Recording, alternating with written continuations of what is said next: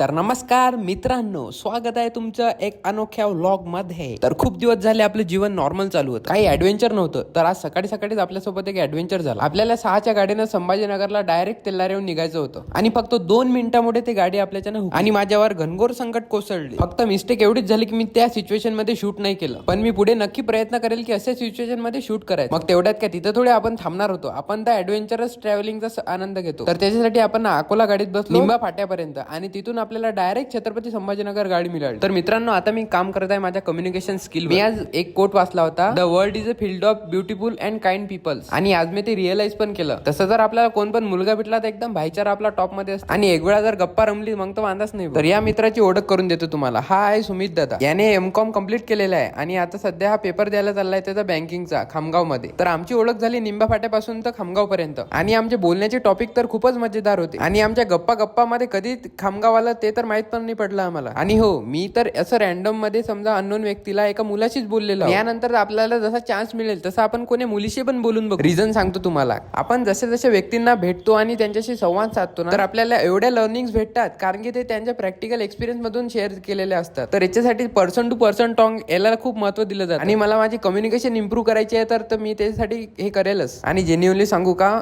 नवीन नवीन लोकांशी बोलून ना एवढा आनंद होतो तुम्हाला की म्हणजे तुम्ही खूप काही शिकता नवीन आणि खूप काही तुम्हाला माहित पडते. वेगळ्या वेगळ्या लोकांची सायकोलॉजी तुम्हाला समजते. तर आता थोड्या तुम्ही आमच्या गप्पा ऐका. चांगला आहे तुझं, मला आवडलं. चांगला प्रोग्रेस होय हेच इच्छा. मी 2 वर्ष सपोज याची एक्झामची प्रिपरेशन केली तर ॲट द एंड ठीक आहे रिझल्ट भेटले, पण ते जर्नीची होती ना ते लगे शिकून गेली.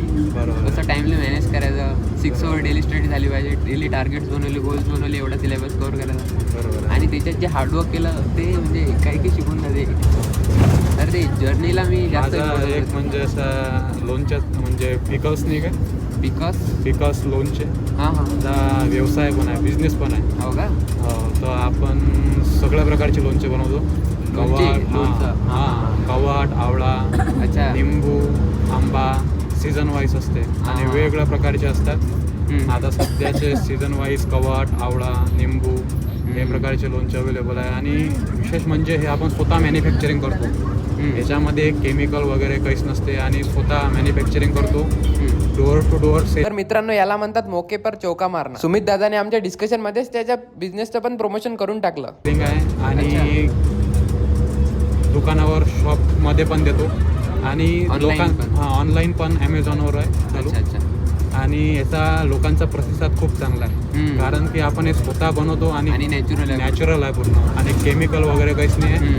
गूळ वगैरे लिंबूच्या लोणच्यामध्ये गूळ असते, कवट, आणि त्या प्रकारे लोकांचा प्रतिसाद खूप. या वर्षी आपल्या आंब्याचं लोणचं बनवलं होतं 2 क्विंटल आणि पूर्ण म्हणजे उन्हाळ्यातच पूर्ण संपलं. या चांगला आता डिमांड आहे, क्वालिटी पण आहे. तेच ना, क्वालिटीवरच ते ना.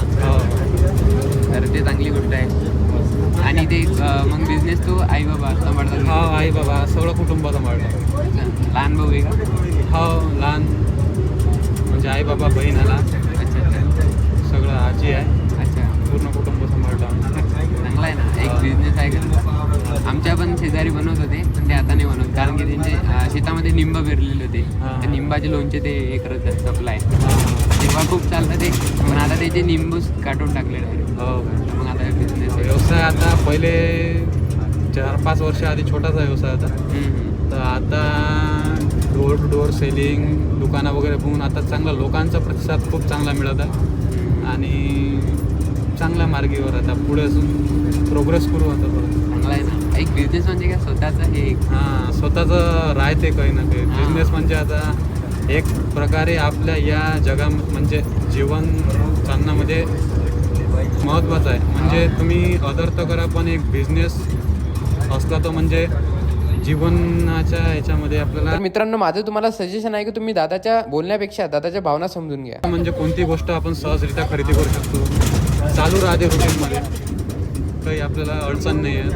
तर आणि माझे डिमांड अँड सप्लाय जे आपण सर्व्हिस प्रोव्हाइड करू शकतो कस्टमरला, सर्व्हिस किंवा काही प्रोडक्ट प्रोव्हाइड करू शकतो. ते तर हे नीडच आहे ना. ह्युमन जसे नीड्स वाढले तसे बिझनेस वाढले, त्यासाठी तर स्टार्टअप आणि एंटरप्रेन्योर ते होतात. तर तुझा पण एक स्टार्टअप आहे. स्टार्टअप आहे. तर त्याला किती पण मार्जिनवर लार्ज करू शकता. हो आता तर हे आहे समजा चांगलं आहे, पण असं एक अदर पाहिजे काही दुसरं, म्हणजे आपण एकाच्या याच्यावर अवलंबून नाही पाहिजे. दुसऱ्याचा बिझनेस जर असला तर आपण जरा म्हणजे काही झालं नाही आपलं, आपण आहे बा आपल्याला दुसरा साईट ऑप्शन आहे, साईट ऑप्शन आहे की माझं पण करायचं आता कोडिंग आणि हे सपोज जॉबसाठी इंटरव्ह्यू वगैरे हे ऑप्शन आहे. आणि सेकंड हे कंटेंट क्रिएशन ऑप्शन आहे की याला कंटिन्यूस करेल, जॉब करेल काही पण करेल पण याला कंटिन्यूस करेल. बरोबर आहे की वॉटेवर ते तुझं चांगलं आहे. जर मनात जे असं आवड असते ते गोष्ट आपण लवकर म्हणजे लवकर होते. ते आवड पाहिजे कोणत्या याच्यात, आवड जर असते तर पण ती गोष्ट लवकर भेटते आपल्याला. आणि त्याच्यात मग ते हार्डवर्क पण आपण जे करतो ना ते एवढं फील नाही होतं. तर आपण खेळत आपल्याला खेळ आवडतो, क्रिकेट आवडते, कबड्डी कोणता पण खेळतो. तर त्याच्यात आपण ॲक्च्युअलीमध्ये हार्डवर्क आहे, रनिंग करणं, क्रिकेटमध्ये बॉल फेकेलेले त्याला, पण आपण त्याच्यात इंटरेस्ट असते म्हणून हार्डवर्क नाही वाटत, आपण इझिली करतो. तर ज्या गोष्टीत आपल्याला इंटरेस्ट आहे ना ते आपण बिंदास करतो, हार्डवर्क नाही वाटत त्याच्यात, नाही इंटरेस्ट नाही करतो. असं वाटत नाही. ते किती केलं तरी असं मजा येते आपल्याला. मजा येते कारण त्यात इंटरेस्ट असतो. बरोबर आहे. तर तसं मला याच्यात इंटरेस्ट आहे, तर मी ही गोष्ट किती पण करत राहील. आणि जेव्हा जे करून राहिला खरंच खूप चांगलं आहे, चांगलं आणि पूर्ण माझी जर्नी पण डॉक्युमेंट होती ना की मी यावेळेस हे करत जाऊ. आठवते आपल्याला. आता मी ना 10 months पहिले आमच्या कॉलेजमध्ये काही इव्हेंट्स वगैरे होते, तर त्याच्यात एक शॉर्ट फिल्मचं हे होतं समजा कॉम्पिटिशन, ते बिहाइंड द सीन्स ते पण शूट केलं आणि त्याची एक शॉर्ट फिल्म बनवली आणि यूट्यूबवर अपलोड केली. तर परवा 3-4 दिवस झाले एक सिनियर त्याने ते बघितलं आणि मला कमेंट केलं, ते म्हणते की अरे यार पूर्ण डेज रिवाईव्ह झाले तुझं हे बघून, आणि मी मला कमेंट करण्यापासून स्वतःला थांबू नाही शकलो. चला तुझ्या पुढच्या वाटचालीत आणि शुभेच्छा. चांगलं बेस्ट ऑफ लक. अरे तर मग गप्पा करता करता दादाने माझा नंबर घेतला आणि मी पण दादाचा नंबर घेऊन घेतला. त्यानंतर सुमित दादा निघाला आता पेपर द्यायसाठी. त्याच्यानंतर आपला प्रवास सुरू झाला आता.